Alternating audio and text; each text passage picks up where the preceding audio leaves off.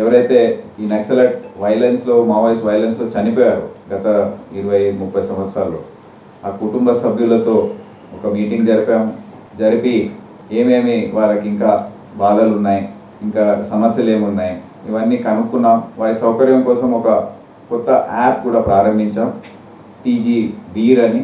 ఆ యాప్ ద్వారా వారు ఒకసారి అప్లోడ్ చేయాలంటే వారి సమస్యలన్నీ కూడా ఒకసారి క్యూఆర్ కోడ్ ద్వారా స్కాన్ చేసి, దాంట్లో అది పబ్లిక్ కోసం కాదు, ఇంటర్నల్ యాప్ ఇది పోలీస్ డిపార్ట్మెంట్లో. మన రాష్ట్ర వ్యాప్తంగా ఈ కుటుంబ సభ్యులు ఉన్నారు కనుక అందరికీ కూడా ఈ సౌకర్యం అనేది కల్పించాం. ఎస్ఐబిలో దీన్ని కనుక్కోవడం జరిగింది, ఒకటి తయారు చేసి ఈరోజు ఆ యాప్ని ప్రారంభించాం.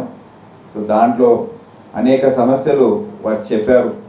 వారికి ఇచ్చిన ప్లాట్స్ ఎఫ్టిఎల్ ప్రాంతంలో ఉండి అది ఖాళీ చేయమని చెప్పడం ఈ మధ్య, అదే కాకుండా ప్లాట్స్ ఇస్తే కూడా రిజిస్ట్రేషన్ కాకపోవడం, ఎవరైతే 1992 నుండి 96 వరకు చనిపోయారో వారి కుటుంబ సభ్యులకు ఎక్స్గ్రేషియా కొద్దిగా తక్కువగా వచ్చింది, అది ఇప్పియాలని కోరిక, ఇటువంటి చాలా చెప్పడం జరిగింది. అవన్నీ నోట్ చేసుకున్నాం, ప్రభుత్వంతో మేము పర్సూ చేసి అది ఒక ముందు తీసుకుపోవాలని అనుకుంటున్నాం.